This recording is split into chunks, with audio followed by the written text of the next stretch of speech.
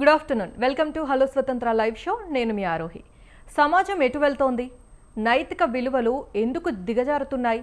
చదువు, సంస్కారం, luxury life ఉన్న నేటి తరం యువత, అందరూ కాకపోయినా కనీసం కొందరు ఇంత క్రూరంగా ఎందుకు మారుతున్నారు? ప్రస్తుతం దేశవ్యాప్తంగా సంచలనం సృష్టిస్తున్న పూణే రియల్టర్ కేతన్ అగర్వాల్ హత్య కేసు ప్రతి ఒక్కరిని ఉలిక్కి పడేలా చేసింది. నిశ్చితార్థం జరిగిన తర్వాత కాబోయే భర్త నుంచి ₹1,00,00,000 వసూలు చేసి ప్రియుడికి ఇవ్వడం ఒకెత్తైతే, కుటుంబ పరువు కోసం పెళ్లి ఆపలేక ఏకంగా కాబోయే భర్తను లోహగఢ్ కోట కొండపై నుంచి నెట్టి చంపడం దేశాన్నే దిగ్భ్రాంతికి గురిచేసింది. డిజిటల్ బ్లాక్అవుట్, గూగుల్ రీసెర్చ్, హత్య తర్వాత 3 ఏళ్ల పాటు నటిద్దామనే ఒప్పందాలు, ఇవన్నీ ఒక సాధారణ అమ్మాయి ముందుగానే ప్లాన్ చేసుకోవడం అనేది ఆశ్చర్యం కలిగిస్తోంది. పెళ్లి కావాల్సిన ఒక అమ్మాయికి ఇలాంటి క్రిమినల్ మనస్తత్వం ఎలా వచ్చింది? లేదా ఇది ఏదైనా తీవ్రమైన సైకోపాతిక్ ప్రవర్తననా? ఈ భయంకరమైన నేర మనస్తత్వాన్ని విశ్లేషించడానికి ఈరోజు మన స్టూడియోలో ఉన్నారు ప్రముఖ సైకాలజిస్ట్ డాక్టర్ విశేష్ గారు. Hi sir, welcome to the show. Sir, మనం ముందుగా ఇప్పుడు ఈ దేశమంతటా పెద్ద సంచలనం సృష్టిస్తున్న ఈ కేసు వివరాలు ఏంటో చూద్దాము. సో పూణేకి చెందిన ప్రముఖ రియల్ ఎస్టేట్ వ్యాపారి కేతన్ అగర్వాల్ హత్య కేసు దేశవ్యాప్తంగా తీవ్ర సంచలనం సృష్టించింది. తన రహస్య ప్రియుడు చేతన్ చౌదరితో ఉన్న ప్రేమ వ్యవహారాన్ని ఇంట్లో చెప్పలేక కుటుంబ పరువు పోతుందనే భయంతో కాబోయే భర్త కేతన్ను వదిలించుకోవడానికి సోషల్ మీడియా ఇన్ఫ్లుయెన్సర్ సియా గోయల్ అత్యంత క్రూరమైన ప్లాన్ వేసింది. పెళ్లి షాపింగ్ నెపంతో కేతన్ నుంచి ₹1,00,00,000 వసూలు చేసి తన ప్రియుడికి ఇవ్వడమే కాకుండా జూన్ 15వ తేదీన పూణే సమీపంలోని లోహగఢ్ కోట వ్యూ పాయింట్కి వెళ్లి కేతన్ను కొండపై నుంచి నెట్టి దారుణంగా హత్య చేయించింది. పక్కా స్కెచ్ వేసిన ఈ జంట ప్రణాళికను పోలీసులు తమదైన శైలిలో ఛేదించి నిందితులను అరెస్ట్ చేశారు. ఆర్థిక మోసం, పెళ్లి షాపింగ్ నెపంతో కేతన్ నుండి ₹1,00,00,000 తీసుకొని ప్రియుడు చేతన్కు బదిలీ చేసిన సియా, రహస్య కమ్యూనికేషన్ హత్యకు ముందు 6 నెలల్లో సియా చేతన్ మధ్య 2004 కాల్స్. సో ఆఖరి నిమిషంలో కాల్ కేతన్ హత్యకు సరిగ్గా 34 నిమిషాల ముందు ప్రియుడితో సియా రహస్య ఫోన్ కాల్ చేసింది. డిజిటల్ బ్లాక్అవుట్, పోలీసులకు దొరకకుండా ఉండేందుకు హత్యకు ముందు 10 గంటల పాటు ఫోన్లు ఆఫ్ చేసిన నిందితులు. త్రికోణ ప్రేమాయణం. సో సియాకు చేతన్ చౌదరితో ఉన్న ప్రేమ వ్యవహారాన్ని ఇంట్లో చెప్పలేకపోయింది. నెక్స్ట్ది కుటుంబ ఒత్తిడి అండ్ పరువు. నిశ్చితార్థం రద్దయితే కుటుంబ పరువు పోతుందనే భయం, కేతన్ హెయిర్ ప్యాచ్ వాడుతున్నాడనే నెపంతో అతనిపై అసహ్యం పెంచుకోవడం. మొదటి విఫలయత్నం జూన్ 14న. సో ముందు రోజు కూడా కొండపై నుండి నెట్టేయడానికి ప్రయత్నించగా కేతన్ తప్పించుకున్నాడు. అప్పుడు పాము వచ్చిందని భయపడ్డాను అని అబద్ధం చెప్పి నమ్మించింది. మరుసటి రోజు ఘోరం, జూన్ 15. లోహగఢ్ కోట వ్యూ పాయింట్ వద్ద కేతన్ను కిందకు నెట్టి దారుణంగా హత్య చేశారు. సో ఈ కేసులో పోలీసులు సీన్ రీక్రియేషన్ చేసినప్పుడు కూడా నిందితులలో ఎలాంటి పశ్చాత్తాపం కనిపించకపోవడం దేశవ్యాప్తంగా తీవ్ర చర్చనీయాంశమైంది. సో ఇప్పుడు సార్, మనం కేసు గురించి మాట్లాడుకుందాం. చాలా సెన్సేషనల్ కేసు ఇప్పుడు ఇది ప్రస్తుతానికి. సో ఏంటంటే, పెళ్ళొద్దని ఇంట్లో చెప్పడం కంటే చంపడమే ఈజీ, చాలా సులభం అని సియా అనుకోవడం వెనుక ఉన్న ఈ తీవ్రమైన మానసిక వక్రీకరణ, ఈ డిసార్డర్డ్ లాజిక్ అంటే ఏంటి అసలు? ఫస్ట్ పాయింట్ మనం అర్థం చేసుకోవాల్సింది, ఖచ్చితంగా ఆ అమ్మాయి చేసిన నేరము, అలాంటి నేరం చేయాలంటే నేర ప్రవృత్తి ఉన్న మనసుతో ఉన్నప్పుడు మాత్రమే అలా చేయగలరు. ఇది మనం ఫస్ట్ అర్థం చేసుకోవాలి. అయితే ఆ నేర ప్రవృత్తిని ఇన్స్టిగేట్ చేసిన పరిస్థితులు ఏంటనేది కూడా మనం చూడాలి. ఇప్పుడు ఒక అమ్మాయి తను ఒక వ్యక్తిని అంత గాఢంగా ప్రేమించిన తరువాత కూడా ఆ విషయాన్ని పేరెంట్స్తో చెప్పలేని పరిస్థితులు ఉన్నాయి అని అంటే, ఇంట్లో అటువంటి స్వేచ్ఛాపూరితమైన వాతావరణం లేదు.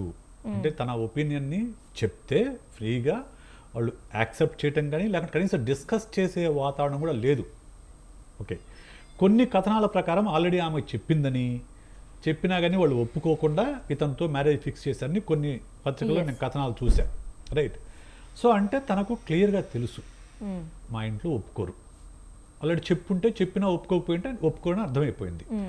అప్పుడు ఏమవుతుందనంటే, వీళ్ళల్లో ఉన్న ఆ క్రిమినల్ మెంటాలిటీ అనేది బయటకు వచ్చేస్తుంది. తనకు కావాల్సింది ఏంటి? తన ప్రియుడితో పెళ్లి కావాలి. మనం ఇంతకుముందు గమనించుకుంటే, అక్కడ హనీమూన్కి వెళ్ళి కూడా ఒక ఉత్తరప్రదేశ్లో ఇక్కడ ఒక జంట హనీమూన్కి తీసుకెళ్ళేసి భర్తని చంపేసి. సో సేమ్ సిమిలర్ కేసు కదా. ఇదేమో హనీమూన్, ఇదేమో పెళ్లికి ముందు సేమ్ వ్యూ పాయింట్ దగ్గర తీసుకెళ్ళి. ఇక్కడ ఏమవుతుందంటే, ఆ సిచ్యుయేషన్లో ఉన్నప్పుడు వాళ్ళొక టన్నెల్ విజన్, అంటే ఇట్లా గుర్రము చుట్టూ కడితే ఎట్లా ఉంటుందో అలాగే చూపు కనిపిస్తూ ఉంటుంది. అంటే వాళ్ళ మైండ్ ఇంతకు మించి ఆలోచించలేదు. వాళ్ళకి కావాల్సింది నాకు నా ప్రియుడితో పెళ్లి కావాలి. నా ప్రియుడితో పెళ్లి కనుక అడ్డంకిగా ఉంది ఎవరు, ఇతను అడ్డంకిగా ఉన్నాడు. సో ఇతను తీసేస్తే అయిపోతుంది. ఇది తప్ప ఇది చేస్తే నేరము, దీనికి శిక్ష పడుతుంది, పట్టుకుంటారు అనేది వాళ్ళ ఆలోచనకు రాదు. కానీ ఈ కేసులో చాలా ప్లాన్ చేశారు వాళ్ళు. సియా అండ్ చేతన్ అతని పేరు ఐ థింక్. ఇందులో చాలా ప్లాన్ చేశారు. చాలా ప్లాన్ చేసి మెటిక్యులస్గా ప్లాన్ చేసి ఎగ్జిక్యూట్ చేశారు. బట్ కానీ చట్టం పట్టుకోవాలనుకుంటే ఎలాగైనా పట్టుకుంటుంది, దొరికారు సింపుల్గా. సో యూజువల్గా ఏమవుతుందంటే ఇది నార్సిస్టిక్ పర్సనాలిటీ ఉన్న వాళ్ళల్లోనే ఇటువంటి narcissistic anti social personality disorder ఉన్న వాళ్ళలోనే ఇటువంటి ఏమంటాము నేర ప్రవృత్తి చెందిన మనస్తత్వం ఉంటుంది. రైట్. సో దాన్ని ఇది ఇన్వెస్టిగేట్ చేసింది. సార్ ఇందాక అంటే ఒక పక్కా ప్లానింగ్, ప్రీ ప్లానింగ్ అంటారు కదా, అలాగే చేశారు. అండ్ ఇప్పుడు ఈ జూన్ 14న ఫస్ట్ టైం ఎప్పుడైతే లోయలోకి తోసేసిందో అప్పుడు కూడా కేతన్ బతికాడు. ఆ టైంలో పాము వచ్చిందని అబద్ధం చెప్పి మళ్ళీ హక్ చేసుకోవడం, ఇలాంటిదంతా కూడా ఎలాంటి కోల్డ్ బ్లడెడ్ అండ్ సోషియోపతిక్ ప్రవర్తనను సూచిస్తుంది? ఖచ్చితంగా కోల్డ్ బ్లడెడ్. కోల్డ్ బ్లడెడ్ అది కోల్డ్ బ్లడెడ్ మ్యానిపులేషన్ అంటారు దాన్ని. ఎందుకు అని అంటే అతను కేతన్కి కనెక్ట్ కాలేదు. ఫస్ట్ పాయింట్, తనని భర్తగా తను అంగీకరించలేదు, ఊహించలేదు. దాంతో అతని పట్ల ఎలాంటి ఎంపతి లేదు ఆమెకి. ఎలాంటి అంటే ఒక మనిషి పట్ల ఎంపతి ఉంటే మనం చంపడానికి చాలా ఆలోచిస్తాం, దెబ్బ కొట్టడానికి కూడా ఆలోచిస్తాం. తన పట్ల ఎలాంటి ఎంపతి లేదు. ఇతను నాకు అడ్డంకి, అదొక్కటే అమ్మాయి మనసులో ఉంది. నాకు నా ప్రియుడితో కలవడానికి ఇతను ఒక్కడే అడ్డంకి. నా పేరెంట్స్ తెచ్చి ఇతను నా పేరెంట్ దిద్దుతున్నారు. సో దీన్ని ఎలిమినేట్ చేసుకోవాలి అని తను చాలా ప్లాన్ అనుకుంది. తర్వాత ప్రయత్నం చేసింది. ప్రయత్నం చేస్తే సఫలం కాలేదు. వెంటనే పాముని ఎందుకు అది ఇప్పుడు మ్యానిపులేట్ చేయాలి, ఎందుకంటే తను సక్సెస్ కాకపోతే మళ్ళీ రెండోసారి ట్రై చేయలేదు కదా. సో అందుకని మ్యానిపులేట్ చేయాలి. మ్యానిపులేషన్స్ ఎక్కడ వస్తాయి? మళ్ళీ నార్సిస్టిక్ పర్సనాలిటీ నుంచే వస్తాయి. నార్సిస్టిక్ పర్సనాలిటీ వాళ్ళకి ఎంతసేపటికి మ్యానిపులేట్ చేయాలి. ప్రతిదాన్ని కూడా మ్యానిపులేట్ చేసి తమకు అనుకూలంగా, ఏదైనా కానీ తమకు అనుకూలంగా మార్చుకోవడం అనేది వాళ్ళ యొక్క లక్షణం. సో తను అదే చేసింది, మ్యానిపులేట్ చేసింది. సో దీన్ని ఇంకో ఏమంటారంటే కంపార్ట్మెంటలైజేషన్ అంటారు. అంటే ఏంటి, తను అలాగని సియా అసలు పూర్తిగా నేరస్తురాలా, క్రూరురాలా అంటే కాదంటాను మళ్ళీ. ఎందుకంటే ఒకవైపు వేరే వ్యక్తిని చంపేంతటి ప్రేమ ఇంకో మనిషి మీద ఉందా అమ్మాయికి. ఓకే, చేతన్ పైన ఎంత ప్రేమ లేకపోతే ఇంకో మనిషిని చంపేంత ఆలోచన వస్తుంది. అంటే ఆలోచన ఇటుపక్క ప్రేమ ఉంది, ఎంత తీవ్రమైన ప్రేమ ఉందో ఇటువైపు అంత తీవ్రమైన నేర ప్రవృత్తి ఉంది. దీన్ని కంపార్ట్మెంటలైజేషన్ అంటారు. అంటే మన మైండ్ అనేది మనం ఏమనుకుంటే మంచివాడు చెడ్డవాడు, ఆ అమ్మాయి మంచిది చెడుది అని అనుకుంటాం. కానీ ఆ అమ్మాయి మైండ్లోనే ఒకవైపు ఏమో ఇంత విపరీతమైన ప్రేమ ఉంది, ఒకవైపు ఇంత విపరీతమైన క్రిమినల్ మెంటాలిటీ ఉంది. దాన్ని కంపార్ట్మెంటలైజేషన్, దట్ ఆ అమ్మాయిలో క్లియర్గా కనిపిస్తుంది. ఓకే సార్, ఇప్పుడు మనం ఏదైనా అంటే నార్మల్ పీపుల్లోనే ఏదైనా చిన్న మిస్టేక్ చేసినప్పుడు, లేదంటే ఎవరినైనా ఏదైనా అన్నప్పుడు అది ఏమీ జరగనట్టుగా బిహేవ్ చేస్తూ ఉంటారు. సో లేదు నేను అలా కావాలని చేయలేదు అన్నట్టుగా. అలాంటిది ఈ కేసులో చూసుకుంటే హత్య చేసిన తర్వాత కూడా సోషల్ మీడియాలో ఆమె ఏమీ తెలియనట్లు, అసలు ఏం జరగనట్లు ఒక ఎమోషనల్ పోస్టులు పెట్టడం, ఆమెలోని ఈ స్ప్లిట్ పర్సనాలిటీ కానీ సోషియోపతికి నిదర్శనమా? యాక్చువల్గా మనము స్ప్లిట్ పర్సనాలిటీ అనేది అపరిచిత సినిమా నుంచి మనకు బాగా పరిచయం అయిపోయింది స్ప్లిట్ పర్సనాలిటీ. కానీ నిజానికి సైకాలజీ ఇప్పుడు దాన్ని వాడడం లేదు. This is called dissociative identity disorder అంటారు. డిసోసియేటివ్ ఐడెంటిటీ డిజార్డర్ అంటారు. అది చాలా రేర్గా ఉండే మానసికమైన రుగ్మత. చాలా రేర్ అది. ఎక్కడో కోటికి ఒకళ్ళు ఉంటారేమో అలాంటి వాళ్ళు, చాలా రేర్. కానీ ఇక్కడ కనిపించేది స్ప్లిట్ పర్సనాలిటీ కాదు. ఇక్కడ కనిపించేది ఇంప్రెషన్ మేనేజ్మెంట్. అంటే ఏంటి, తను ఒక ప్రయత్నం చేసింది, ఒక హత్యా ప్రయత్నం చేసింది. ఆ హత్యా ప్రయత్నాన్ని కప్పిపుచ్చుకోవాలంటే, ఎవరికి అనుమానం రాకూడదంటే తన పట్ల ఉన్న ఇంప్రెషన్ మేనేజ్ చేయాలి. అందువల్ల ఆ కేతన్తో లవ్ ఎమోజీలు పెట్టడం కానివ్వండి, కేతన్తో ఉన్న ఫొటోస్ పెట్టడం కానీ, ఇవన్నీ ఎందుకు, ఓ కేతన్తో ఈ అమ్మాయి ఎంత బాగా ఉంది అని అనుకుంటారనే ఉద్దేశంతోనే తను ఆ ఇంప్రెషన్ మేనేజ్మెంట్, ఆ ఇమేజ్ మేనేజ్మెంట్ తను చేసింది. ఇంకోటి ఎమోషనల్ మాస్కింగ్ అంటాం. అంటే ఏంటి, తన లోపల ఉన్న ఎమోషన్స్ ఏవైతే ఉన్నాయో వాటిని పూర్తిగా కప్పిపుచ్చి పైకి ఇంకొక అందమైన ఎమోషన్ని చూపించింది. సో ఇది ఇటువంటి మనుషులు అందరూ ఉంటారు, చాలామంది ఉంటారు. అవును. సో మనం కూడా మన మనసులో బాధ ఉన్నా కానీ పైకి నవ్వుతూ కనిపిస్తాం. అవును. సో అందరి దగ్గర బాధను వ్యక్తం చేయలేం కదా. Yes. సో తను కాకపోతే నేరం చేసింది కాబట్టి అది చాలా సివియర్గా పరిగణిస్తాం అంతే. సో అందరం కూడా మనం ఇమేజ్ మేనేజ్మెంట్, ఇంప్రెషన్ మేనేజ్మెంట్ అందరం చేస్తాం మనం. సో తను కాకపోతే నేరానికి పాల్పడి కూడా దాన్ని మేనేజ్ చేసింది కాబట్టి అది క్రిమినల్ మెంటాలిటీకి నిదర్శనంగా చెప్పచ్చు అంతే. సరే, అలాగే అంటే ఒక పక్కా ప్లానింగ్తో తను అంటే గూగుల్లో విషం పెట్టడం ఎలాగా, కొండపై నుంచి తోసేయడం ఎలాగా అని చెప్పి గూగుల్లో రీసెర్చ్ చేసింది ముందే. ఇలాంటి పద్ధతులు ముందే రీసెర్చ్ చేయడంలో ఉన్న ఆ పక్కా ప్లానింగ్ నేర మనస్తత్వానికి ఎలా రుజువు చేస్తుంది? సో ఖచ్చితంగా నేర మనస్తత్వేనండి. ఇప్పుడు హత్యలు 2 రకాలు ఉంటాయి నాకు సైకలాజికల్గా. ఎమోషనల్ మర్డర్స్ ఉంటాయి, అంటే నీకు నా మీద కోపం ఉంటుంది, సరే నాకు నీ మీద కోపం ఉంటుంది, మన ఇద్దరం గొడవ పడుతున్నప్పుడు నేను చేతిలో ఉన్న ఒక కట్టె తీసుకొని ఫట్మని కొట్టాను, ఆ దెబ్బ తగలరాని చూద్దాం చచ్చిపోయారు. అది ఎమోషనల్, అది స్పర్ ఆఫ్ మూమెంట్ జరిగే మర్డర్స్. చాలా మర్డర్స్ అలాగే జరుగుతాయి. వాడు ఆవేశాన్ని అదుపులో పెట్టుకోలేకనో లేకుంటే పొరపాటునో జరుగుతాయి చాలా వరకు హత్యలు. ఇది ప్రీ ప్లాన్డ్, చాలా ఇంత మెటిక్యులస్గా గూగుల్లో సెర్చ్ చేసి ఎలా దొరకకుండా ఉంటామో ఆలోచించి మొబైల్స్ స్విచ్ ఆఫ్ చేసి, సో ఇవన్నీ చేశారంటే చాలా pre meditated murder.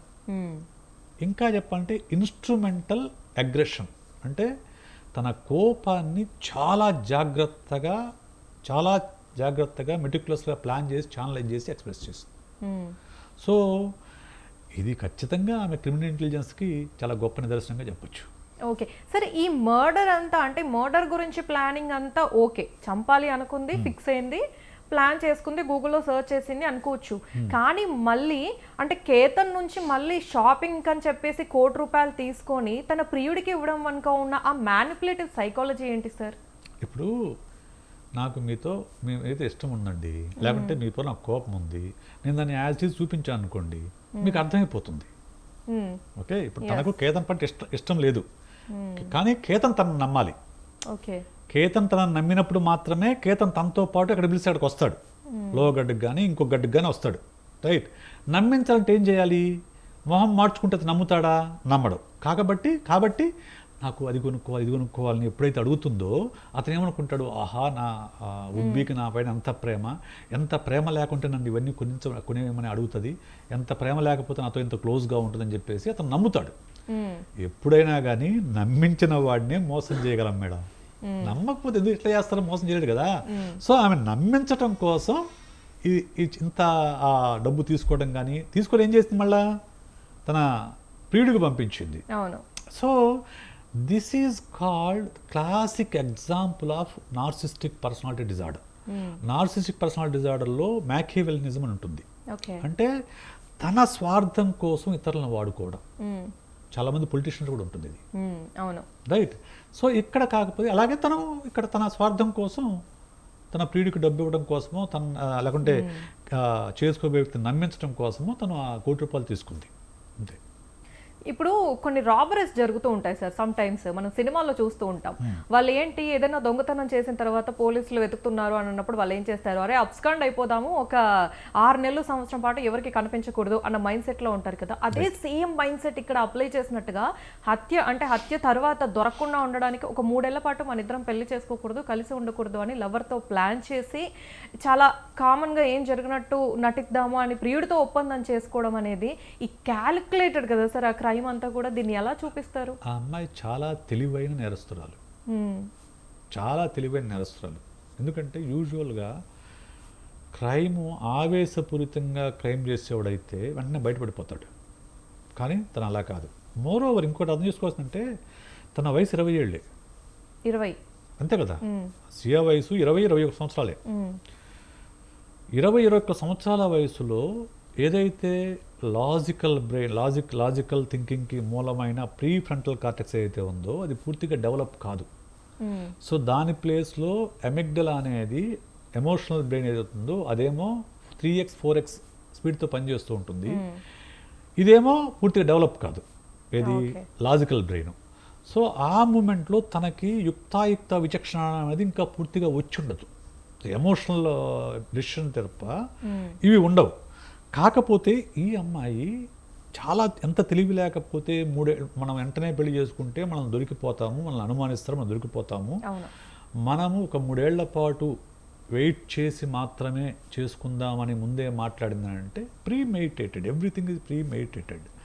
So that shows our delayed gratification. అంటే వెంటనే కావాలని కోరుకోవడం కాకుండా నాకు లాంగ్ టర్మ్లో నాకు మంచి జరగాలని కోరుకోవడం అనే ఒక ఇది కూడా కనిపిస్తుంది అందులో. సో చాలా తెలివైన అమ్మాయి అందులో అన్డౌటెడ్లీ. అండ్ అలాగే ఇప్పుడు కేతన్ ఏదో హెయిర్ ప్యాచ్ అంటే ఈ విగ్ వాడుతున్నాడు అనే కారణంతో అసహ్యం పెంచుకోవడము, అంటే తన క్రూరత్వాన్ని కప్పిపుచ్చుకోవడానికి ఈ పాయింట్ ఏదైతే ఉందో దీన్ని ఒక సాకుగా వాడుకుంది అనుకోవచ్చా మనం? యా, ఖచ్చితంగా అంతే. ఇప్పుడు మనకు న్యూస్లో ఉన్న దాన్ని బట్టి అతని బాల్డ్ హెడ్ గురించి ఆమె ముందే తెలుసు, కుర్రాడి మాడేమో ఆయన హెయిర్ ప్యాచ్ వాడుతానని తెలుసు తనకి. కాకపోతే ఇప్పుడు ఏంటంటే నేరం చేసి దొరికిపోయింది కాబట్టి దాన్ని రేషనలైజ్ చేస్తుంది. దాన్ని రేషనలైజేషన్ అంటాం. దానికి ఒక కారణం, ఒక రేషన్ చూపించడం, ఒక హేతువు చూపించడం. నాకు అది నచ్చలేదు, నేను చెప్పినా వినలేదు కాబట్టి నేను మర్డర్ చేశాను అని ఒక తీసుకుంటే ఆమె మనసుకి ఆమె కొంత సాంత్వనిచ్చుకోగలదు. సో అందులో భాగంగానే ఆమె రేషనలైజ్ చేస్తుంది తప్ప అంతకు మించి దానిలో నిజాలైతే ఏమి ఉండవు. తన మనశ్శాంతి కోసం, తన మనసుని కొంతలో కొంత శాంతం చేసుకోవడం కోసం నేను విగ్గుంది కాబట్టి నేను మర్డర్ చేశానని చెప్పుకుంటుంది అంతే. అండ్ హత్య చేయడానికి జస్ట్ అంటే ఎలాగో హత్య చేద్దామని ఫిక్స్ అయిపోయిన అమ్మాయి కేవలం హత్యకు ముందు ఒక 34 నిమిషాల ముందు అనుకుంటాను, హాఫ్ అన్ అవర్ బిఫోర్ ప్రియుడితో రహస్య ఫోన్ కాల్ మాట్లాడడం అనేది ఆమెలో ఎలాంటి అంటే ఆ ఆఖరి నిమిషంలో యాంగ్జైటీ లేదా ప్రెషర్ అవన్నీ ఏమైనా కలిగించి ఉండడం వల్ల మళ్ళీ ఆయనకు చేస్తుంటుందా? చేయబోయేది చిన్న విషయం కాదు కదా, ఒక హత్య. ఓకే, ఒక హత్య, అది ప్లాన్డ్ మర్డర్ చేస్తున్నప్పుడు ఖచ్చితంగా భయం ఉంటుంది, యాంగ్జైటీ ఉంటుంది. ఓకే, ఇవన్నీ ఉన్నప్పుడు బాడీ లోపల అడ్రినల్ రష్ ఉంటుంది. దీన్ని ఎంతో కొంత కంట్రోల్ చేసుకున్నప్పుడు మాత్రమే ప్లాన్ అనేది మెటిక్యులస్గా ఎగ్జిక్యూట్ చేయగలరు. అందుకోసం ఆ అష్యూరెన్స్ కోసం, రీఅష్యూరెన్స్ పొందడం కోసం, ధైర్యం పొందడం కోసం తన లవర్కి ఫోన్ చేసి ఉండవచ్చు. రైట్. సో ఇదంతా ఏంటంటే క్రైమ్ యాంగ్జైటీని తగ్గించుకోవడం కోసం చేసే చర్య ఆ చర్యగానే మనం పరిగణించాలి. మనం ముందు మాట్లాడుకున్నట్టు సార్, మీరు అంటే స్టార్టింగ్లోనే చెప్పారు అంటే పేరెంట్స్తో ఆ కమ్యూనికేషన్ గ్యాప్ అనేది ఉండడం వల్లే ఇంత పెద్ద క్రైమ్కి దారితీస్తుంది అని చెప్పేసి. సో ఇష్టం లేని పెళ్లి గురించి కూడా అంటే ఎంతో పెద్దవి చెప్పుకునే వాళ్ళు పీపుల్ ఒక పెళ్లి అనేది చాలా ఇంపార్టెంట్ డెసిషన్. సో దాని గురించి పేరెంట్స్కి చెప్పుకోలేనంత కమ్యూనికేషన్ గ్యాప్ ఎందుకు వస్తుంది అంటారు? బేసిక్గా మన ఇండియాలో మన సంస్కృతిలో ఏంటంటే పెళ్ళి అనేది కుటుంబం మొత్తం అంగీకరించాలి అనేది మనకున్న సంస్కృతి. అరేంజ్ మ్యారేజ్ అంటే అర్థం ఏంటి చెప్పండి? అరేంజ్ మ్యారేజ్ అంటే ఒప్పుకోవాలి, అందరూ ఒప్పుకున్నప్పుడు మాత్రమే పెళ్లి జరుగుతుంది. సో అక్కడేమవుతుంది, పిల్లలకి స్వేచ్ఛ ఉండదు, తన అభిప్రాయాన్ని చెప్పే స్వేచ్ఛ ఉండదు. ఇంకా చాలా కుటుంబాల్లో అథారిటేరియన్ పేరెంటింగ్ ఉంటుంది. అంటే మేము చెప్పింది నడవాలి, మీరు కాదు, మేము చెప్పింది వినాలి, మేము చూపించిన వాళ్ళు పెళ్లి చేసుకోవాలి. ఇలాగా చిన్నప్పటి నుంచి ఒక కంట్రోల్లో పెట్టుకుంటూ వస్తారు. చిన్నప్పటి నుంచి కంట్రోల్లో పెట్టుకుంటూ వచ్చినప్పుడు పెళ్ళికి పెద్ద అయిన తర్వాత కూడా వీళ్లకు తన అభిప్రాయాన్ని చెప్పే ధైర్యం ఉండదు. ఎందుకు? చిన్నప్పటి నుంచి ఆ కంట్రోల్లో ఉంటారు కాబట్టి ధైర్యం చేయలేరు. లోపల కోరుకుంటుంది కానీ ధైర్యం చేయలేరు. అటువంటి పేరెంటింగ్ అనేది అప్పుడు ఏమవుతుంది, కొంతమంది ఇల్లు వదిలి పారిపోతారు, కొంతమంది ఆత్మహత్యాత్నం చేసుకుంటారు. ఈ అమ్మాయి హత్య చేసింది.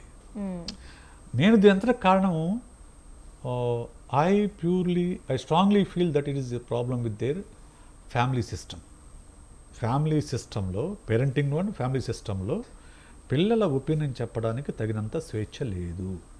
ఆ లేకపోవడం వల్ల ఆమె తన ఒపీనియన్ చెప్పుకోలేక తన కోరిక నెరవేర్చుకోవడం కోసం ఒక ఎలిమినేట్ చేయడం తప్ప వేరే మార్గం లేదనే ఒక భ్రమలో, ఒక టన్నెల్ విజన్లో, ఒక కాగ్నిటివ్ డిస్టార్షన్లో ఈ నేరానికి ఒడిగట్టింది. ఇందులో సియా సోదరుడు అంటే ఆవిడ బ్రదర్ ఎవరైతే ఉన్నారో తను ఏమంటున్నారు అని అంటే, ఒక్క మాట మాకు పెళ్లి ఇష్టం లేదు అని చెప్పే ఉంటే మేము పెళ్ళి ఆపేవాళ్ళము అని. మరి ఆయన అలా చెప్పడం చూసినప్పుడు సియా ఎందుకని అంత కోఆపరేట్ చేసే ఫ్యామిలీ ఉన్నప్పటికీ కూడా ఎందుకని తన మనసులో భావాలని ఇంట్లో చెప్పకుండా దాచిపెట్టింది అంటారు? ఇప్పుడు నేరం బయటపడిన తర్వాత ఎవరిని సమర్థించుకోవడం కోసం వాళ్ళు తమ వర్షన్ బయట తీసుకొస్తారు. రైట్. సో ఇప్పుడు సియా నేరం చేసిందని ప్రూవ్ అయింది కాబట్టి ఫ్యామిలీ పరువు కాపాడుకోవాలంటే ఏం చేయాలి, మాకు చెప్పుంటే మేము ఆపేసి ఉండేవాళ్ళం అని అంటున్నాడు అన్న. నిజం కూడా అయి ఉండొచ్చు అది. కానీ నా ప్రశ్న ఏంటంటే తను చెప్పలేనంత భయం తనకు ఎందుకు కలిగింది? తను చెప్పలేనంత, తన మనసులో ఉన్న ఫీలింగ్ అని చెప్పలేనంత భయం తనలో ఎవరు క్రియేట్ చేశారు? ఫ్యామిలీనే క్రియేట్ చేసింది. రైట్, అది చిన్న చిన్న విషయాలు క్రియేట్ చేసి ఉండొచ్చు. దాన్నే ఆమె పెద్ద విషయం కూడా చిన్న విషయాలకే ఒప్పుకొని వాళ్ళు, చిన్న విషయాలకే నా మీద కోప్పడిన వాళ్ళు పెళ్లి లాంటి పెద్ద విషయం అని చెప్తే నన్ను ఏం చేస్తారని ఒక భయంతో, ఒక పర్సీవ్డ్ థ్రెట్తోని ఆమె పూర్తిగా నోరు మూసుకొని ఇక్కడ దాకా తీసుకొచ్చింది. ఓకే, ఇప్పుడు మనం ఫ్యామిలీ గురించి మాట్లాడుకుంటున్నాం కాబట్టి సార్, ఇప్పుడు వాళ్ళు ఏమంటున్నారంటే, అంటే వాళ్ళ ఫాదర్ ఏమంటున్నారంటే కూతురు తప్పు చేస్తే ఉరి తీసినా పర్వాలేదు అని వాళ్ళ ఫాదర్ అంటున్నారు. అంటే ఈ ఘోరం వల్ల ఆ కుటుంబం అనుభవిస్తున్న ఈ తీవ్రమైన మానసిక వేదన మరియు సామాజిక అవమానానికి నిదర్శనం అనుకోవచ్చా? ఖచ్చితంగా. ఇప్పుడు వాళ్ళ కుటుంబంలో ఏం జరిగిందో మనకు తెలియదు, తెలిసే అవకాశము లేదు. సియా నోరు విడిచి చెప్తే తప్ప, నోరు తెరిచి చెప్తే తప్ప. ఎందుకంటే నేను ఎందుకు ఆ పని చేశానని అమ్మ చెప్పాలి. మా ఇంట్లో ఒప్పుకోలేదు, నేను చెప్పానా చెప్పలేదా, చెప్తే వాళ్ళు ఒప్పుకున్నారా ఒప్పుకోలేదా, కొట్టారా తిట్టారా, ఇవన్నీ తెలిస్తే కానీ మనం ఇంకొంచెం డీప్ అనాలిసిస్ చేయగలం. రైట్, మనకున్న రిసోర్స్ ఏంటి? ఆ అమ్మ ఇంట్లో చెప్పలేదు కాబట్టి ఈ మర్డర్ చేసింది కాబట్టి వాళ్ళ కుటుంబం ఇప్పుడు ఏం కోరుకుంటుంది? కనీసం కుటుంబ పరువు కావాలని కోరుకుంటుంది. ఏమి వల్ల మా పరువు పూర్తిగా పోయింది, దీన్ని ఇంకొంచెం కాస్త కూస్తూ మిగుల్చుకోవాలంటే మేము ఆ అమ్మాయికి తగిన శిక్ష వేయండి, కానీ ఉరిదీయండి అని చెప్పేసి మాట్లాడతారు. ఇది నథింగ్ బట్ ఒక వికేరియస్ గిల్ట్ నుంచి ఇటువంటి కామెంట్స్ అన్ని వస్తూ ఉంటాయి. అది తప్పేం కాదు, వాళ్ళ ఒపీనియన్ అది. ఓకే, సో సియా కూడా 6 నెలల్లో 2004 సార్లు తన ప్రియుడితో మాట్లాడింది. సో అంటే ఇంట్లో ఎవ్వరికీ అనుమానం రాకుండా ఈ డబుల్ గేమ్ ఆడడం వెనుక ఉన్న రీజన్ ఏంటి, అండ్ అసలు ఎలా మేనేజ్ చేయగలిగింది అంటారు సార్? ఇప్పుడు ఈ ప్రశ్నలో ఒక సమాధానం కూడా ఉంది ఆరోహి. ఒక 6 నెలల్లో 2400 సార్లు ఆ అమ్మాయి మాట్లాడుతున్నా కూడా గమనించలేనంత గోడలు ఆ కుటుంబ సభ్యుల మధ్య ఉన్నాయి. ఇప్పుడు మన ఇంట్లో మన కొడుకో కూతురో అసలు మన తమ్ముడో రోజుకు 10 సార్లు ఫోన్లో మాట్లాడుతా అంటే మనకు కొంచెం చిన్న డౌట్ వస్తుంది. ఏంటి ఏదో వ్యవహారం నడుతున్నాడే అనే ఒక డౌట్ వస్తుంది. రైట్, 6 నెలల్లో 2800 సందులు అంటే 180 రోజుల్లో 2400 సార్లు అంటే ఎంత మేడం? రోజుకి 20-30 సార్లు వాళ్ళు మాట్లాడుకుంటా ఉన్నారు. డౌట్ రాలేదంటే అసలు వాళ్ళ మధ్య ఆ కమ్యూనికేషన్ లేదని అర్థం చేసుకోవాలి. ఆ ఫ్యామిలీ సభ్యుల మధ్య ఆ కమ్యూనికేషన్ లేదని అర్థం చేసుకోవాలి. కమ్యూనికేషన్ లేదు కాబట్టి ఆ అమ్మాయి చెప్పలేకపోయింది తను. ఓకే, సో ఇది క్లియర్, ఒక మన క్లియర్ ఎవిడెన్స్ వాళ్ళ ఫ్యామిలీ సిస్టమ్ బాగాలేదంటానికి. రెండోది, తనలో ఆల్రెడీ సైకోపాతిక్ లక్షణాలు ఉన్నప్పుడు మాత్రమే ఇంత ఎక్స్ట్రీమ్ స్టెప్ తీసుకోగలరు. ఇప్పుడు అదే ఒక ప్యాసివ్ పర్సనాలిటీ అనుకోండి, ఆ అమ్మాయి సూసైడ్ చేసుకుంటుంది. ఓకే, లేకుంటే తన ప్రియుడితో కలిసి లేచి వెళ్ళిపోతుంది, వెళ్ళిపోతుంది తప్ప మర్డర్ చేయదు. ఓకే, సో ఇటువంటి సిచ్యువేషన్ వేరే అమ్మాయికి వచ్చింది అనుకోండి, భయపడే అమ్మాయి అయితే చనిపోతుంది, సూసైడ్ చేసుకుంటుంది, ఎమోషనల్ బ్రేక్ డౌన్ అవ్వడం కానీ జరుగుతుంది, సూసైడ్ చేసుకుంటుంది. లేదంటే కొంచెం ధైర్యం చేసే అమ్మాయి ప్రియుడితో కలిసి వెళ్ళిపోతుంది. కానీ ఈ అమ్మాయి మర్డర్ చేసింది అంటే ఆల్రెడీ ఆ అమ్మాయిలో కొంత సైకోపాతిక్, సోషియోపాతిక్ లక్షణాలు ఉన్నాయి. ఉన్నదాన్ని ఈ ఇన్సిడెంట్ ఇన్స్టిగేట్ చేసింది అంతే. ఓకే సార్, ముందు నుంచి అంటే ఇలాంటి ఒక సోషియోపాత్ లక్షణాలు ఉన్నాయని మీరు అంటున్నారు కదా, మనం లాస్ట్ టైం కూడా మాట్లాడుకున్నట్టు ఇప్పుడు రియల్ లైఫ్ అనేది చాలా డిఫరెంట్గా ఉంటుంది. సో రైట్, ఇప్పుడు ఈ సియా గోయల్ అనే అమ్మాయి సోషల్ మీడియా ఇన్ఫ్లుయెన్సర్గా ఉంది. సో బట్ రియల్ లైఫ్లో మాత్రం చాలా హ్యాపీగా కనిపిస్తూ ఉన్న ఈ అమ్మాయి రియల్ లైఫ్లో ఇంత క్రూరంగా మారడం అంటే ఎవరు ఎక్స్పెక్ట్ కూడా చేయరు అసలు. వాళ్ళ లైఫ్ స్టైల్ కానీ వాళ్ళ పర్సనాలిటీ కానీ సోషల్ మీడియాలో చూస్తున్నప్పుడు దీని వెనుక ఒక డిజిటల్ పర్సోనాలోని ప్రమాదకరమైన కోణం అనుకోవచ్చా? ఇప్పుడు లాస్ట్ టైం మనం చెప్పా కదా, ప్రతి మనిషికి రియల్ సెల్ఫ్, ప్రొజెక్టెడ్ సెల్ఫ్ 2 ఉంటాయి. డెఫినెట్లీ. రైట్, మన రియల్ సెల్ఫ్ ఎవరికి తెలిసే ఛాన్సే లేదు. ఓకే, మన ప్రొజెక్టెడ్ సెల్ఫ్ మాత్రం తెలుస్తుంది, లేకపోతే సోషల్ సెల్ఫ్ మాత్రం తెలుస్తుంది. సోషల్ మీడియా వచ్చాక ఏమైందంటే మనిషి ప్రపంచం 2గా మారిపోయింది. ఎస్పెషల్లీ ఇన్ఫ్లుయెన్సర్స్కి. సో మామూలు మనిషి అంటే పెద్దగా నటించలేడు, కానీ ఇన్ఫ్లుయెన్సర్స్ లోపల ఎంత కుటుంబంలో ఎన్ని కలహాలు ఉన్నా, ఎంత గొడవ ఉన్నా, ఏమన్నా కానీ స్క్రీన్ ముందు కెమెరా ముందుకు వచ్చేసరికి మాత్రం నవ్వుతూ వాళ్ళకి కావాల్సిన రీల్ వాళ్ళు చేసి వెళ్ళిపోతారు. రైట్. దీనికి నేను రీసెంట్గానే ఒకటి చూశాను సార్. అంటే ఒక సోషల్ మీడియా ఇన్ఫ్లుయెన్సర్ వాళ్ళ ఫాదర్ చనిపోయారు, కానీ నెక్స్ట్ 2 డేస్లోనే ఆవిడ పోస్ట్ చేయాల్సి వచ్చింది. కింద మీ ఫాదర్ చనిపోతే ఎందుకు ఇలా పోస్ట్ చేస్తున్నావు అంటే, ఇది మా డ్యూటీ, మాకు పోస్ట్ చేయాల్సిన అవసరం ఉంది అని చెప్పేసి అన్నారు. సో ఆ మధ్యకాలంలో ఇంకొక అమ్మాయి ఎవరు చనిపోతే పెద్ద ఇష్యూ అయింది. భర్త అమ్మాయి చంపేసేది ఒక ఇష్యూ అయింది, గుర్తుందా? సో తర్వాత ఆ అమ్మాయి తర్వాత చూస్తే తన తల్లి, అన్నలు అందరూ కూడా రీల్స్ చేసి పెడుతున్నారు ఆ అమ్మాయి గురించి. ఆ అమ్మాయి గురించి ఏడుస్తూ. అదేమవుతుంది నీకు? ఇందాక చెప్పే కంపార్ట్మెంట్లైజ్ అయిపోతుంది మైండ్ అనేది పూర్తిగా. సో అంటే నా రియల్ లైఫ్ వేరు, నా రీల్ లైఫ్ వేరు. సో రియల్ లైఫ్లో నేను ఇలా ఉన్నా మంచిగా అనిపించాలి, రియల్ లైఫ్లో ఎలా ఉన్నా కానీ అని చెప్పేసి. అప్పుడు తన రియల్ సెల్ఫ్, తన అసలైన మొహాన్ని ఎప్పుడూ బయట చూపించరు. That's what happened with Sia also. సియాలో ఉన్న నార్సిజం అనేది, లేకుంటే సోషియోపతి, లేకపోతే సైకోపతి అనేవి ఏవి కూడా స్క్రీన్ మీద కనిపించవు, అవి తనకు తెలుసు. కానీ రైట్. సో ఇది ఈ డిజిటల్ డిస్టెన్స్ అనేది ప్రతి మనిషిలోనూ కనిపిస్తుంది ఇప్పుడు, ఎస్పెషల్లీ ఇన్ఫ్లుయెన్సర్స్ చాలా ఎక్కువ కనిపిస్తుంది. So thank you so much sir. So Ketan Agarwal హత్య కేసు కేవలం క్రైమ్ స్టోరీ మాత్రమే కాదు, అది నేటి తరం యువతలో పెరుగుతున్న మానసిక వికృతికి ఒక ప్రమాదకరమైన హెచ్చరిక. లగ్జరీ లైఫ్ కోసం ఎంతటి దారుణానికైనా ఒడిగట్టడం, పరువు కోసం ప్రాణాలు తీయడం అనే వక్రీకృత ఆలోచన విధానాన్ని డాక్టర్ విశేష్ గారు సైకాలజీ కోణంలో చాలా అద్భుతంగా విశ్లేషించారు. సో సోషల్ మీడియా ప్రపంచంలో బతుకుతూ రియల్ లైఫ్ రిలేషన్స్ టు లైట్గా తీసుకోవడం, తల్లిదండ్రులతో కమ్యూనికేషన్ లేకపోవడం ఎలాంటి వినాశనానికి దారితీస్తుందో ఈ కేసు మనకు నిరూపించింది. సో ఈరోజు మన స్టూడియోకి వచ్చి సార్ మీ అమూల్యమైన విశ్లేషణను మాకు అందించినందుకు thank you so much sir. Thank you so much for your valuable time. So ఇది ఇవాల్టి హలో స్వతంత్ర. రేపటి హలో స్వతంత్రాలో మళ్ళీ కలుద్దాం. చూస్తూనే ఉండండి స్వతంత్ర టీవీ.